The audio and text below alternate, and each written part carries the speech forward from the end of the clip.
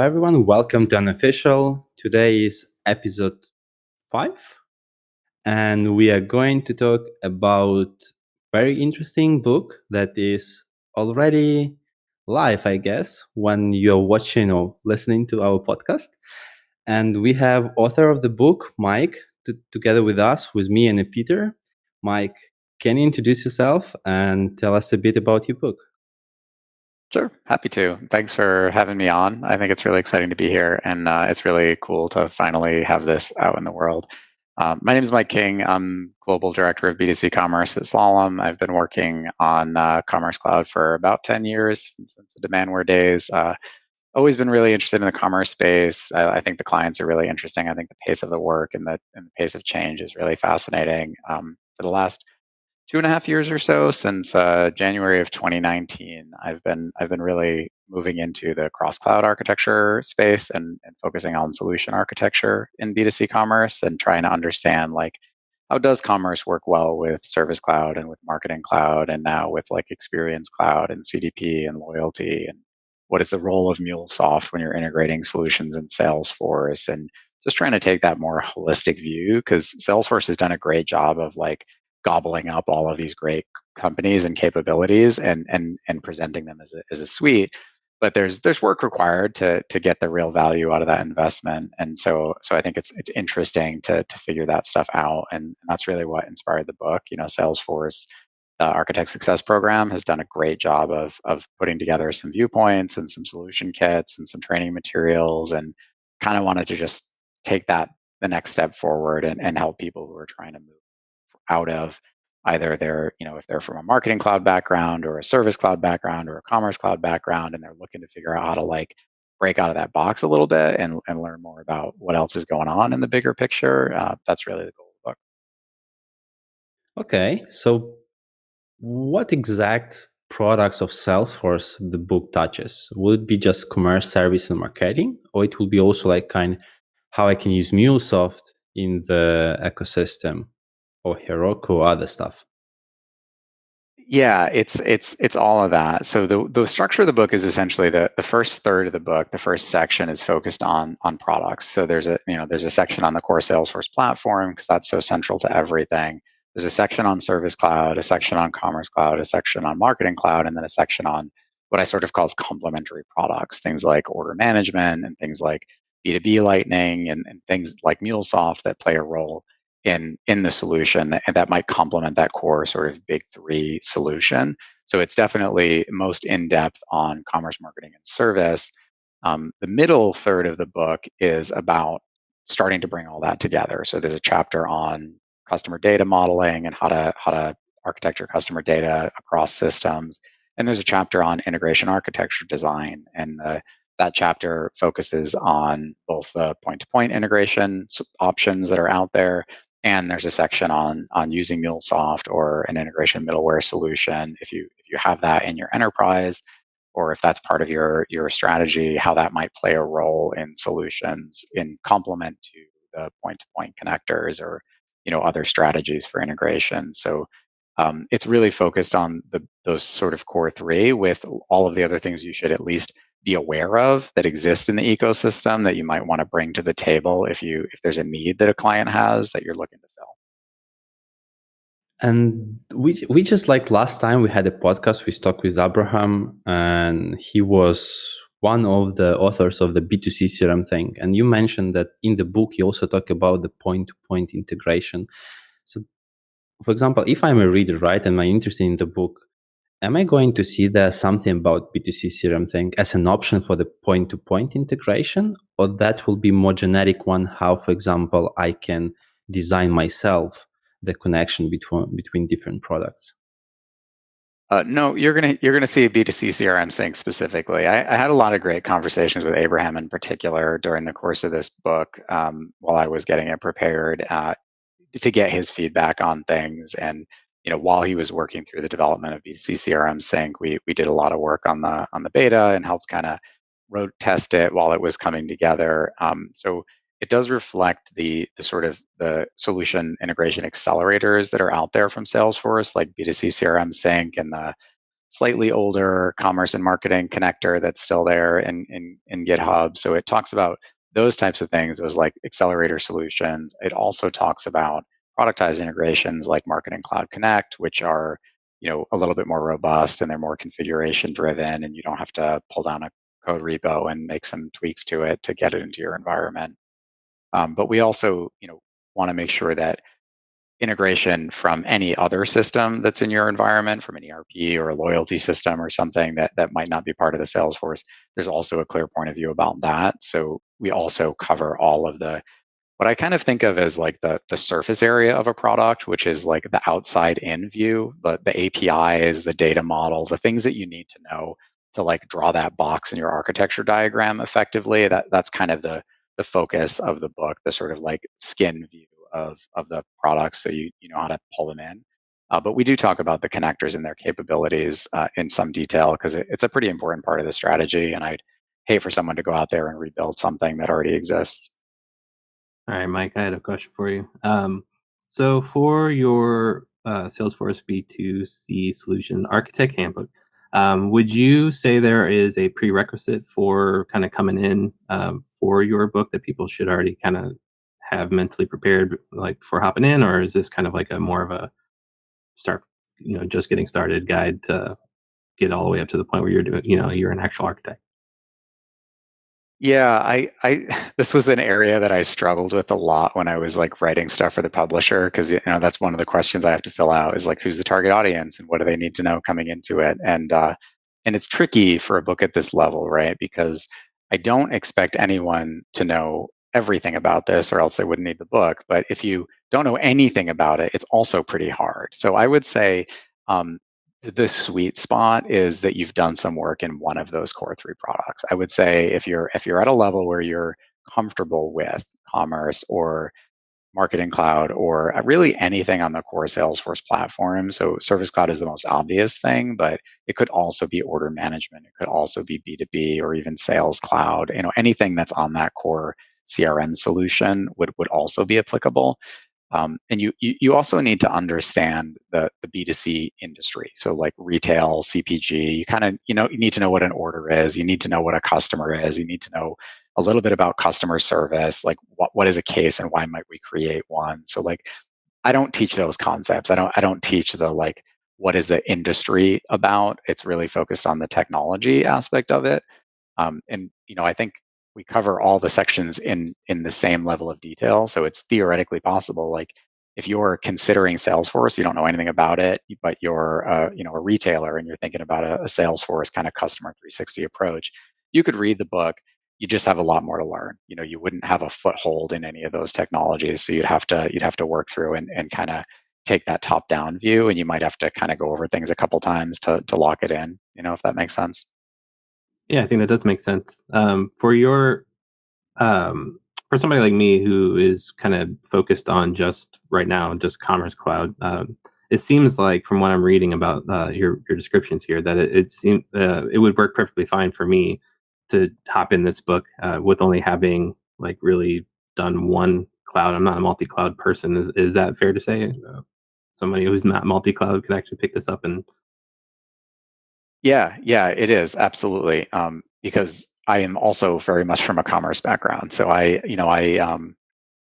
went through a lot of pain to learn what I know about the other clouds. It wasn't easy. So a little bit of this was like write the book that I wish that I'd had.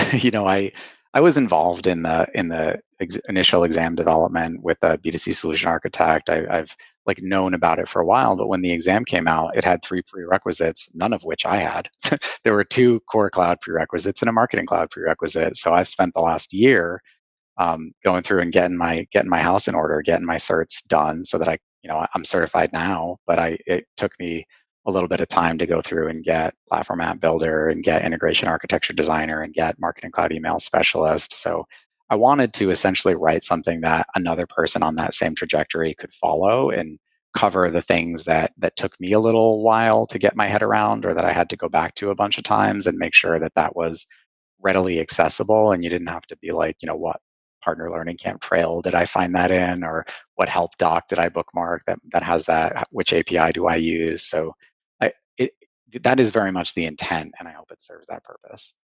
Yeah, why you said that, I literally clicked the pre-order with Amazon. I was like, that is what I wanted to hear, because I am definitely wanting to get into architect with a multi-cloud role, but I am nowhere near that right now. So all of the stuff it's going to take to get from where I am to that is, that's amazing. Good job. You know, Peter, what I did when I saw just Mike post on LinkedIn, I was like, I need this book. Like, I need this one, because I'm actually like doing the same right now. I'm doing those prerequisite certificates, doing the learning camp for the B2C solution architect certification, to this stuff.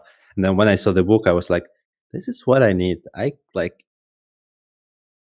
you can have the trainings, you can have some maybe recordings, you can have your hands-ons, but books, I found books fascinating, another source of experience, because book is years of experience of that person, and like your mic, right? It's your experience, and not only yours, it's like your peers, because you already said you talked with Abraham, right?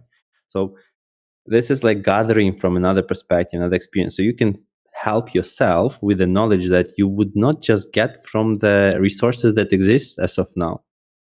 Yeah, It's like, it's amazing.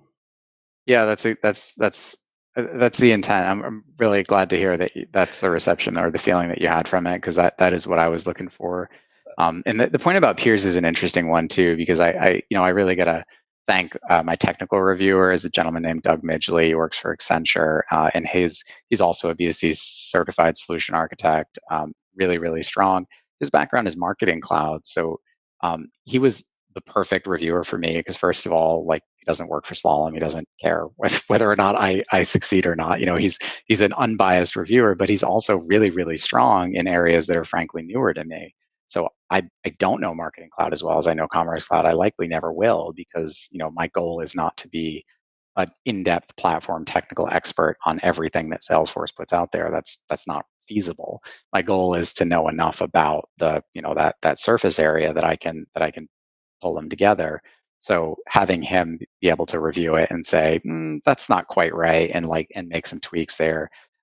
Hopefully it allowed us to sort of have this like kind of best available information source, at least for a point in time. Everything changes quick. So we tried our best to make it durable there. This is a good point in terms of review, because even for developers, like code, right? Developers, we as developers, we write code. Then someone reviews it, and review of the code is not only to validate is it good or bad, it's about bring another perspective, another experience to review what was done to make it better. The same with architecture. I'm an architect, and I'm making a solution design. I can make my solution design only based on my experience and my perspective that I have. So if I have some architect board review session, other stuff, I can have I can make a better architecture, better solution with such a review. And I guess right now it's the same with the book, right?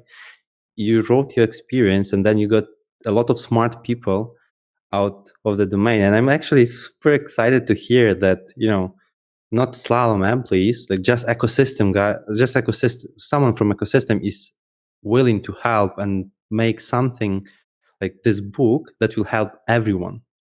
I really wish that, like everyone if you hear this, you go Amazon, you click buy the book. I mean, I bet, I didn't read it as of yet, but I already have this feeling, so sometimes you have this gut feeling that it's good.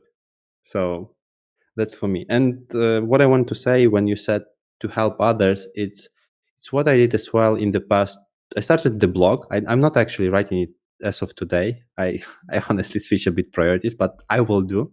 But why I started to write the blog was also to help the people. I had the same feeling, like I went through this issue so much times and it was so much pain, and I see other people in the community also doing that one. So I wanted to help others not to step on the with the same issue, to face the same hearts that I had. But for me, writing all those blogs is taking time, and it's just a blog post. And we are talking right now about the book. Mike, how you did it? I mean, I can only imagine how many hours you spent for that one. Like, Yeah, it's definitely it's been a huge part of my life for the last 6 months or so. It's been basically my goal, which I didn't always hit, but my goal was 1,000 words a day. Just sit down and write 1,000 words a day. Sometimes they were great words, sometimes I had to throw them away, but like that forward momentum was really important for me. um, to just stick to. I generally save my diagramming for the weekends, so there's a lot of architecture diagrams as you probably expect. So that takes a lot of time. So I would as I'm writing during the week, usually for an hour or two before I start work in the morning, I'll just put a note saying, "Hey, make a diagram that shows this like entity relationship between the person accounts and customer profiles or something." And then on the weekend, I'll come back, and that also gives me a chance to just sort of revisit my thoughts and reflect on what I was trying to convey, and does it come across? Does it make sense? So I also bought like one of those old paper desk calendars. You know what I'm talking about? And it's on the desk over here next to me. And every day I write down on the cell how many words I wrote and how much time I spent. And if it's more than 1,000, I give myself a big green check mark. And if it's not, I get a big red X. And I really love those unbroken streaks of where I'm able to like just do it every day, even if it's a little bit of a grind. And it has been. It's been super stressful. Frankly, it's taken away from a lot of hobbies. It's like there have been times where I'm like, I'd love to do this, but like I've got 2 chapters to edit this weekend, and I got to get my words done. So um, I'm glad it's done. There's this incredibly vulnerable feeling to put something that I worked so hard on just like out there for public critique and reception and feedback, but like I hope it was worth it. It was certainly an interesting exercise. Mike, I had a question for you. I'm looking at the list of stuff here that you've got in this book, and it seems like a good portion of it is related to a customer experience, or that you've touched it, and it seems like it's all over the place. You've got just like different services that are already in support, like Customer 360 examples like that. But um, I feel like a path to architecture is a lot of that is for me seems like it's going to be understanding the customer's needs and also the business's needs. And so I'm wondering like what kind of thought you put into that into the book. 'Cause obviously, it's the fair amount of that is in there. But if you had any specific examples that you might share with everyone on what's in there. Yeah, yeah. I'm glad you brought that up because there's definitely a lot of being an architect that's not technology related. I think our role as an architect is sort of to be this like translation layer, this like middleware between business people and technology people, right? Like we have to be able to ask the right questions and hear the words in a way that translates into something concrete, and then take those business requirements that we often help to design or flesh out and document them and translate them into a way that turns into like a repeatable and consistent technical outcome. To do that, you have to know like what are the important questions to ask during those upfront conversations. Like what are the things that really could drive the way that we go with this solution, and what are the things that are just sort of like, yeah, we can move things around in the header later. That's okay to sit on for a bit. Chapter 6 really focuses on that. I think it's called the role of a solution architect, but it's about what is your job as a solution architect in a team? How do you interact with technical architects who are focused on one particular product, or enterprise architects who might be looking at like a whole big system? But also, like, how do you design a discovery? How do you work alongside business analysts and project managers and clients and understand what their needs are? Like, what types of questions should you be asking? What types of documentation should you be creating? So there's examples of like, obvious stuff like a system overview diagram or an interaction diagram or like data mapping. So that's all sort of covered in that chapter around like the first part is about what do the products do? What do their APIs look like? What are their data models? Chapter 6 is about like how do we get this all started, right? Like, how do we start a project around this? And then it sort of moves forward from there into more integration stuff. But yeah, you're totally right. A lot of it is non-technical business requirements. Like, there's definitely clients where we talk about, let's integrate commerce, service, and marketing. Okay, why? What do you want to do with that? Like, what's the point? And so getting those business requirements, like, is this about making your customer service chat experiences better? Is this about giving more data to your agents? Is this about making sure your marketing journeys have insight into commerce and service experiences or external data? Is it about reporting and analytics and insight? We have to understand that a little bit in order to kind of get rolling in the right direction. Yeah, for people who didn't see Oleg's face in the background, he had a smile the entire time you were talking. Yeah, I love it. He's super happy with everything. And actually, it's reminding me about the story about the solution design. Not sure if you guys heard about it. Elevator. Have you heard about the solution design story about elevator? So there was like, I'm not sure if it's a true story, but the idea was that there was a very tall building, rich people lives over there. And of course, the more rich people were living on the top of the building when they have their houses. But they were actually unhappy with the building and complaining a lot. Why they were complaining is because of elevator. It was taking a lot of time for them actually to get from their top level apartments to downstairs. So they said, hey, we paid billion of dollars and we want to get quick getting from the top floor downstairs or vice versa, right?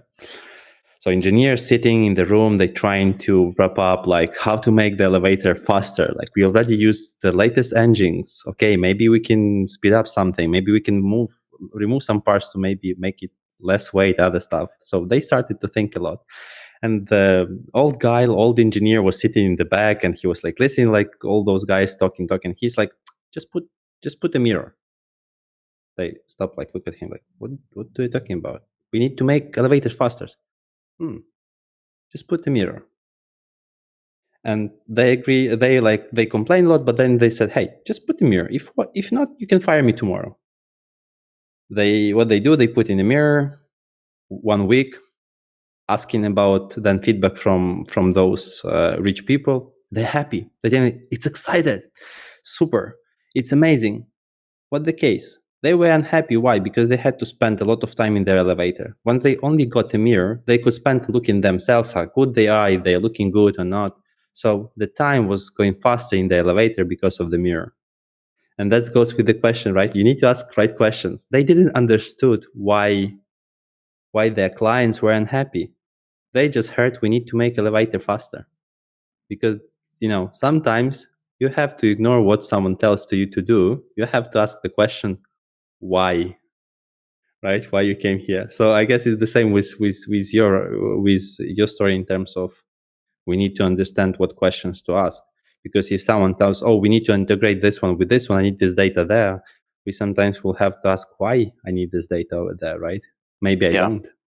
Yeah, exactly. And I think that the customer data example that you brought up, Peter, is a perfect one for that, right? Because someone might say, we want a 360-degree view of our customer. We want to harmonize our customer data, which just about every organization does, right? We've worked with clients who have multiple different systems. They were bought by different business units. They have different ideas of what the customer is. But the mechanism that you use to achieve that goal, if you're trying to drive better customer service interactions, may be different from if you're trying to achieve marketing outcomes that are more about insight and audiences and segmentation. Like Salesforce CDP is a great tool for insights and in driving engagement on a marketing level with a harmonized view of the customer, but it's not a tool to replace integrating your clouds and creating transactional viewpoints of your customer that might support customer service. It's not going to help you do order on behalf of if you're trying to make sure that your person accounts have all your commerce customer records. So knowing what they mean when they say, I want a 360-degree view of my customer,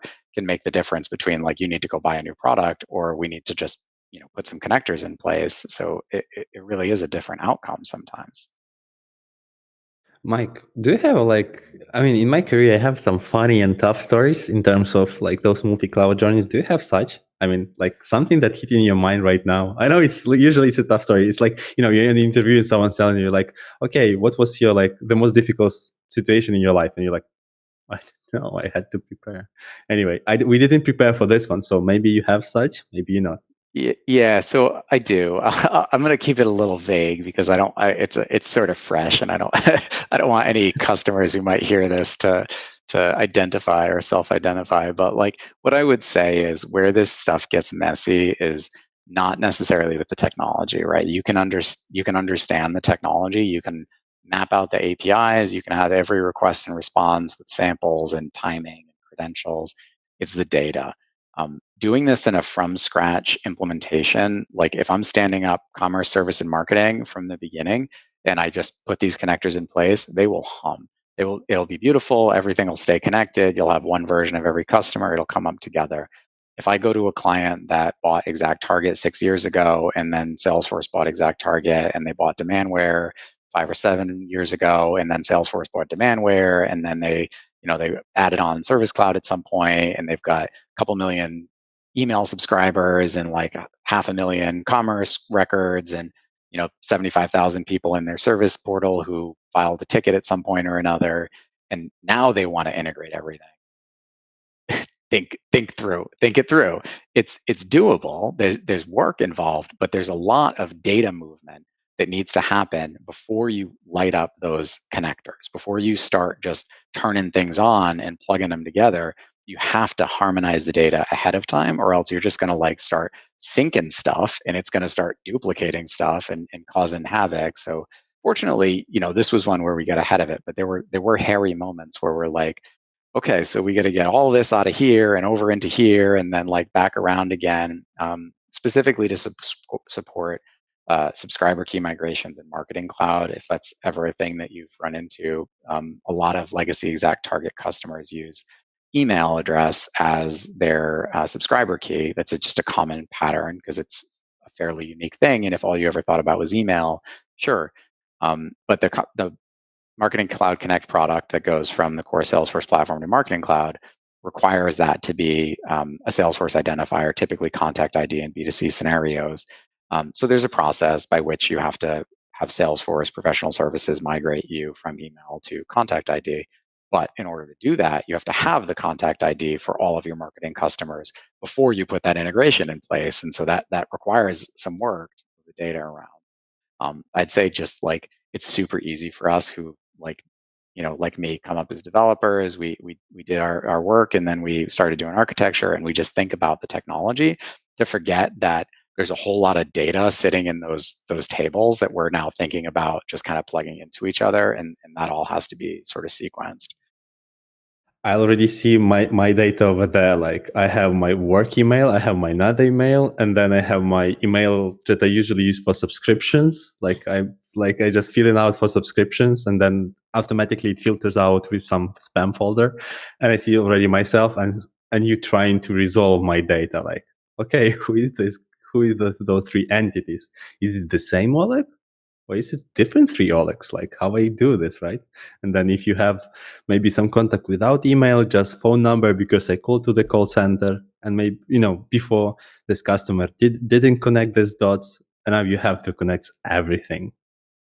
Yeah, exactly. And it's really hard to do, and sometimes it's not possible, right? Sometimes the right answer is to let there be duplicates. If I signed up for SMS push and I consented to that, and then I like logged in, and when I registered on the commerce storefront, I didn't check the box that says you can send me marketing stuff. Like we don't want to guess that that's the same person and put them together and start sending them emails because they didn't consent to that. And so especially around consent preferences, that's generally an area where you may be better off to let there be duplicates than to resolve someone and have their consent preferences get munged, especially for organizations that have like multiple brands. For example, if I have 3 or 4 different brands in my organization, they're all served out of the same Service Cloud org, but they have different B2C commerce sites, for example. And I kind of go about the process of I want to integrate, and I want one person account in Service Cloud because I want a 360-degree view of my customer. I want to know all of their orders. I want to know everything about them.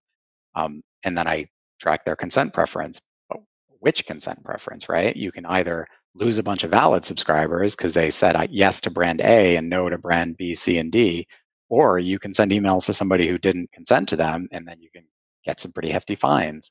So I think, this is an area where like you don't always want one view of the customer. You want to have all of the information about that customer, right? And so I think one of the ways that's been looked at a couple of times is with this idea of the individual record in the core Salesforce platform, which is intended to be sort of like consent tracking and unification across multiple different representations of that customer without deduping, without trying to say like, let's take these 5-person accounts and just smash them together. Let's instead say, here's a meta representation of that customer, and here are all of the different ways that that customer exists in the system. That sometimes is the right answer depending on how you engage with that customer. So I have a transitional question. It looks like a good portion of your book is also related to the certification and exam process. And it sounds like you are approaching a lot of this with like a more holistic, 30,000-foot view of how to think about things. One of the things I've struggled with is someone who's been doing this for 3 years, who is looking for a path to architecture, is truly understanding the steps that are required. Even just things like, there's Trailhead out there. You can start with that. Then there's these certification processes that you can go through, and then here's what would be required to get to that. Here's how much work is going to be expected to take this much time. So I'm curious if you are applying that same kind of like holistic approach to that portion of your book as well, and what I could expect from that. Yeah, that's an interesting area, because what I want to be super 100% totally clear about is this book is not like an exam dump. You're not going to find a chapter that just has a bunch of sample questions and tells you what the answers are.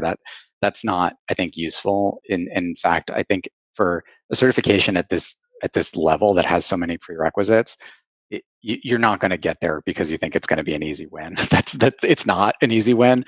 You really have to invest the time and understand the concepts and understand the products. So what that section of the book really focuses on is one thing is just like my point of view on the right sequence in which to do the prerequisites, because I think that can make things easier or harder on you if you.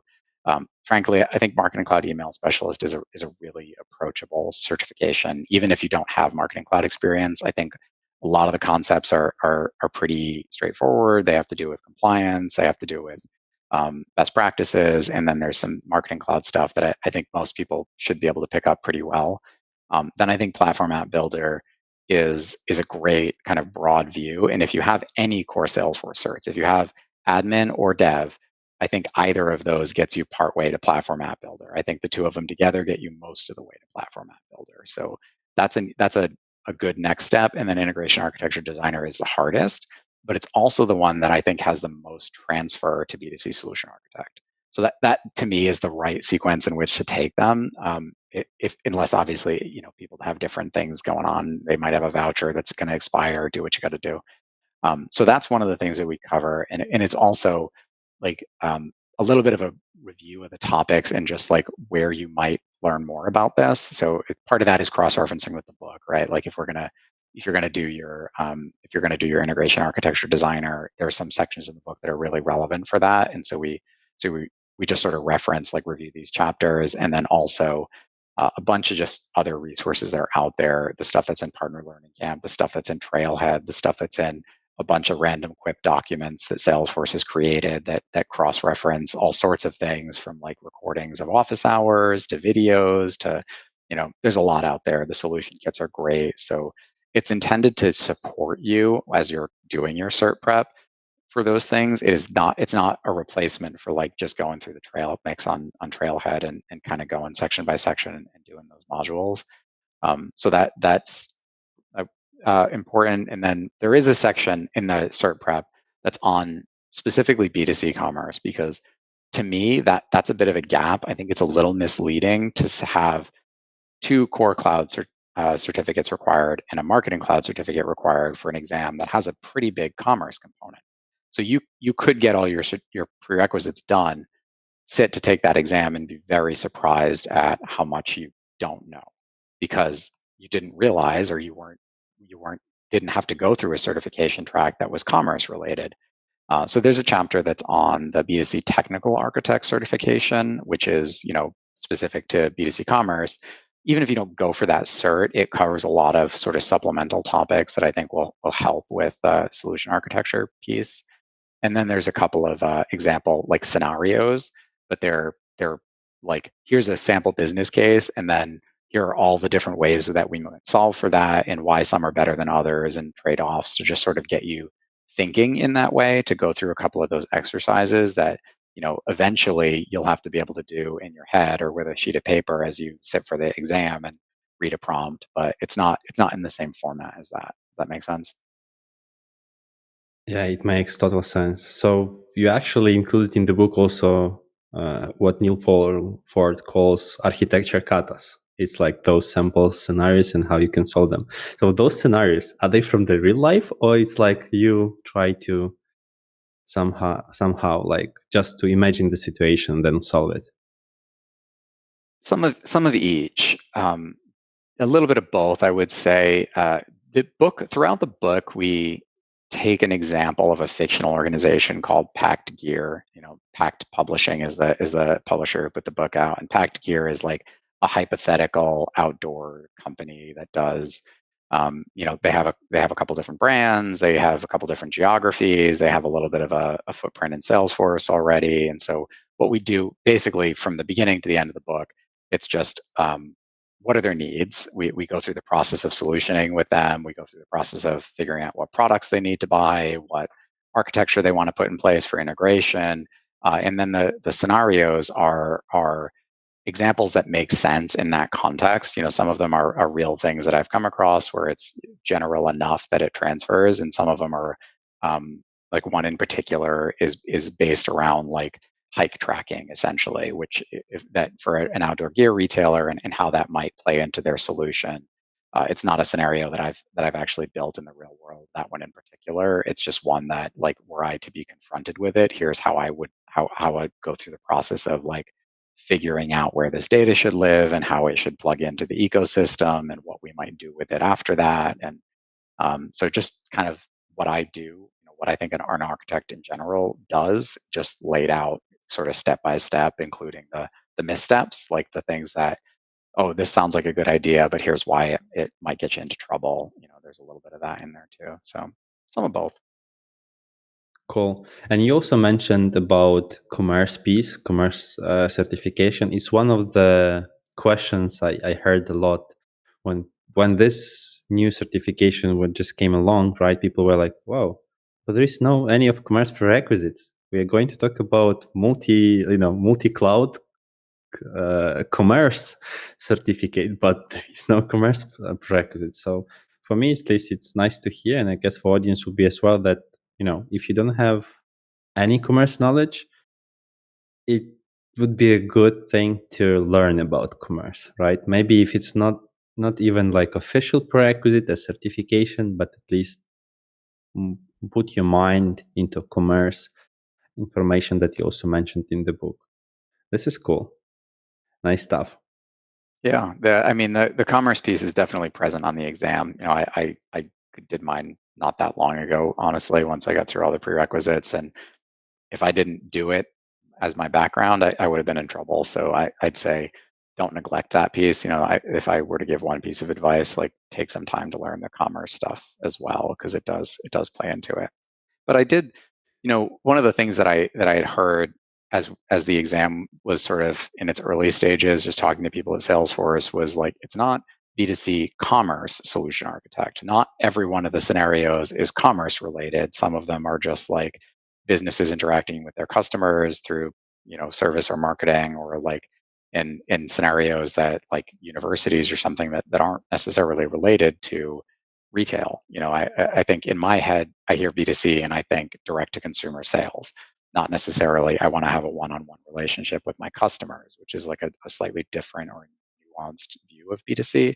So, that was a bit of a change of mindset for me to realize it's not all commerce, but that is a This is a good call, because I believe I had the same. To this moment, I had the same vision. When I hear about something about commerce, I already in my vision that you should have commerce portals, some e-commerce website. You could have service clouds where your agents receive the calls, emails, proceed all the cases.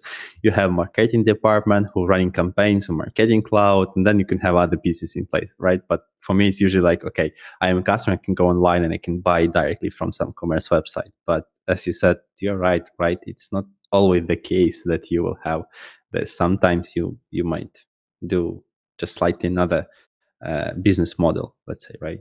With another Yeah, pieces. like, if I'm a university or something, I might have Experience Cloud that's like a portal for my students to sign in and interact with the university or submit their forms or whatever, and I want to be able to process them in the background. Like my CSRs aren't necessarily customer service reps; they're like admins or something who are processing that data. Like it's still a business interacting with a consumer. It's not going through like some third party distributor or something, but it's also not selling widgets. Yeah, to me that was a little bit of an unlearning to think about business to consumer a little bit more generally than I historically had. Okay, Mike. Now, serious question. Let's say I'm architect, I'm developer, technical lead, right? And I want to move in this multi-cloud journey, right? So I have my commerce experience, and most of our audience are people from Salesforce Commerce Cloud, right? But now we heard this podcast, we are interested more in the multi-cloud. What is your recommendation? What are the best steps? It's like go buy the book, read the book, and then see what to do next, or maybe go to Trailhead, search for those multi-cloud trailheads, do that one, or maybe go to, if you're a partner, go to partner learning camp. I think even for the for clients as well, they have access to that prerequisite materials for the solution architect, and maybe even watch recordings from the architect hours. Like what is your recommendations if I'm right, the person who wants to get to the multi-cloud? What would be the best path for me? Yeah, there's so much. It's a big space, and I think it's easy to just be a little overwhelmed by it.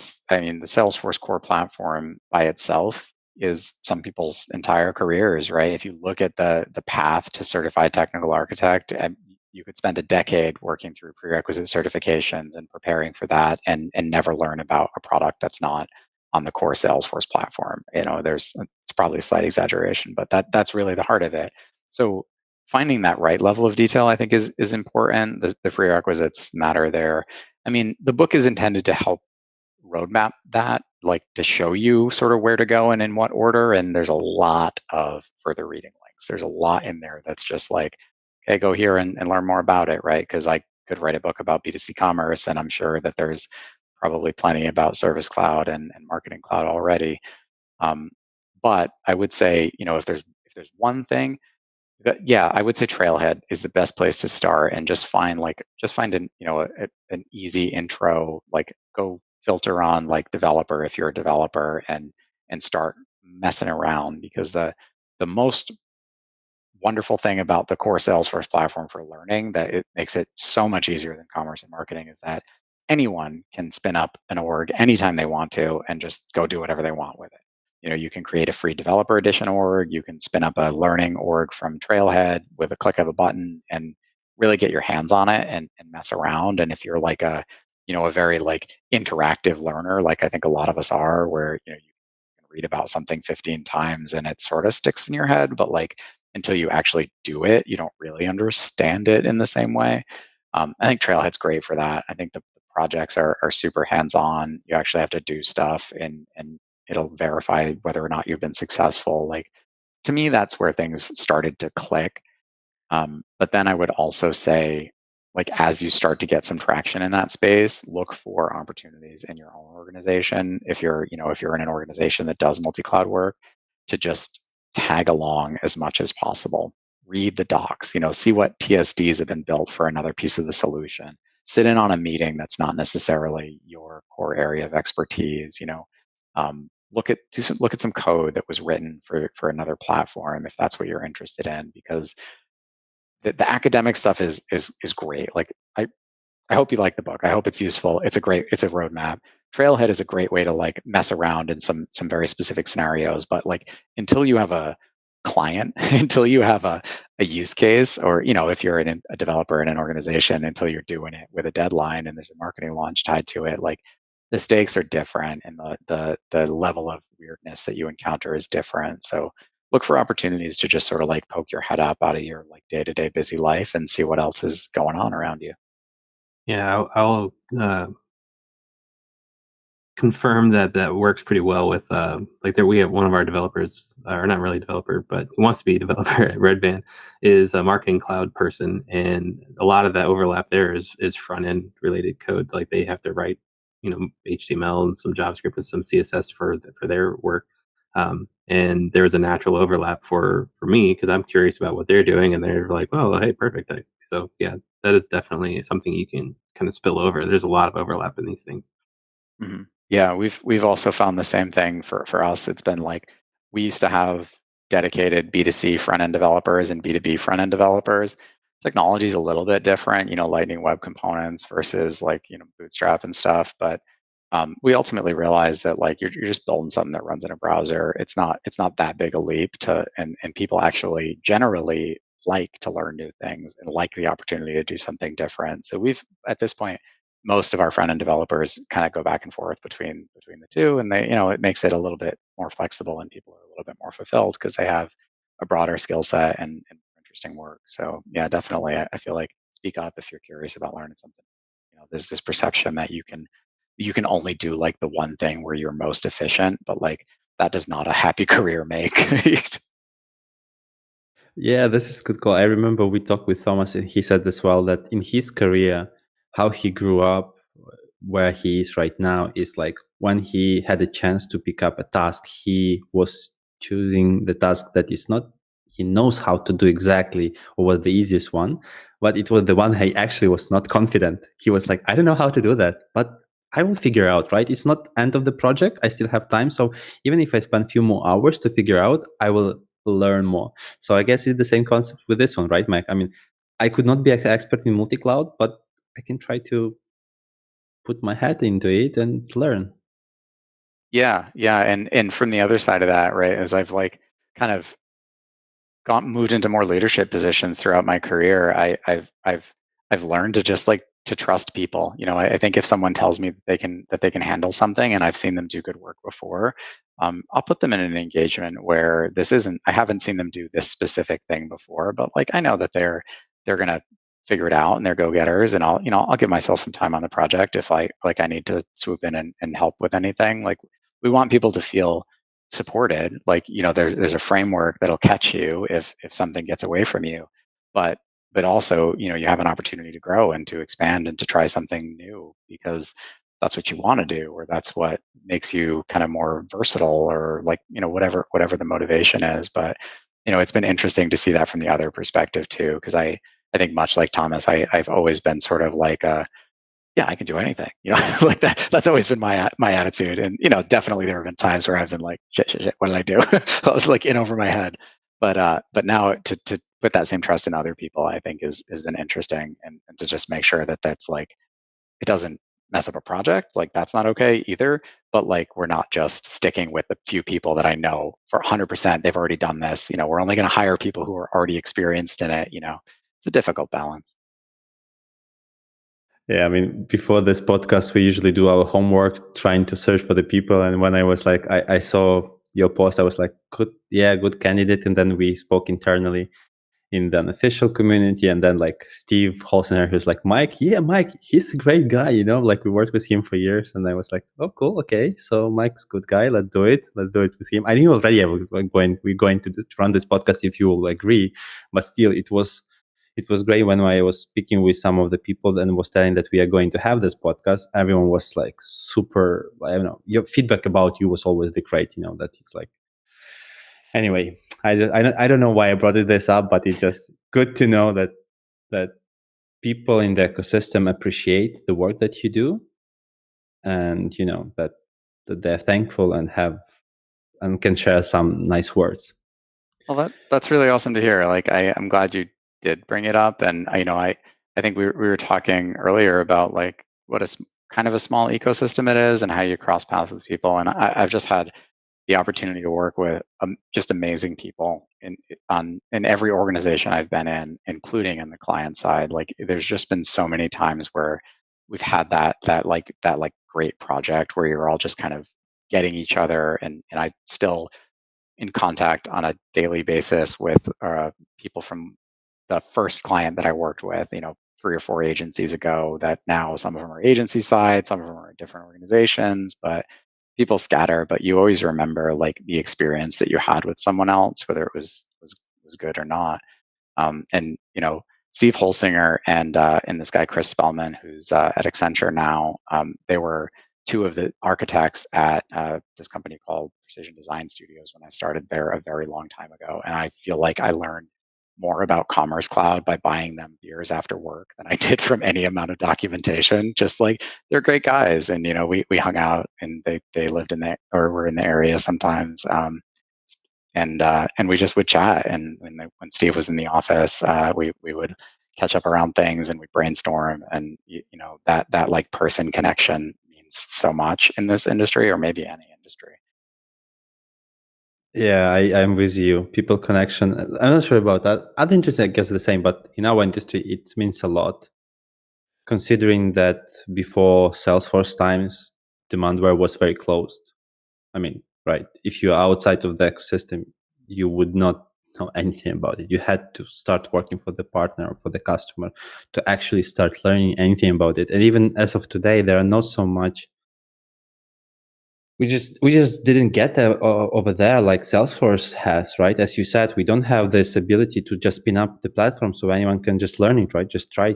Commerce One. It's just not yet there, and even communities where you can interact. I know you are not part of Unofficial community that we have with 6,000 people, but it's also the signals that everyone in the ecosystem sits and use his own communication engagement channels. It's not only the same one. While if you think about the core, they usually like trying to align and communicate in shared space where they can share the knowledge. Of course, the size of the Salesforce core community, as for me, it's huge. We cannot even compare it to the commerce one. We're just a small kid sitting in the kindergarten. But there's a certain like intimacy about that too, right? Like it's just, you're right, it is small, but like that does lead to like you go to an event or something and you recognize 4 or 5 people that you haven't seen in a while, which is a wild experience. Maybe that doesn't happen on the core side because it's so much bigger, but like the Commerce Cloud community has definitely been tight. Yeah, true. I have very last question on my side. We spoke with Thomas about the architects. We also talked about it today, but I want to understand your vision in terms of architect when we speak about multi-cloud. Do I need to be some kind of architect that is called like multi-cloud architect? Do I need to be enterprise architect? Can I be solution technical architect?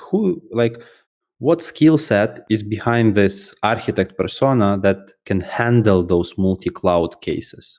What is important for such a person? So based on your feedback, right, I can understand if I have a gaps, maybe I have to train something, or maybe I just have, to muscle my muscles into that area.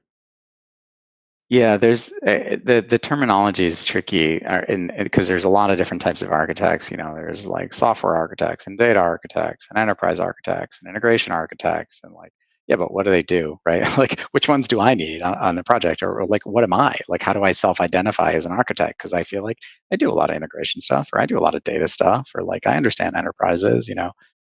So the way I've at least defined it in the book, or at least what I've tried to like anchor to, so there's some sort of consistent terminology, is that an enterprise architect is concerned with the whole enterprise, the whole organization, and for them, Salesforce might just be like one little bubble on their ERD, and they might not even care to take apart what the different products in that ecosystem are or how they work.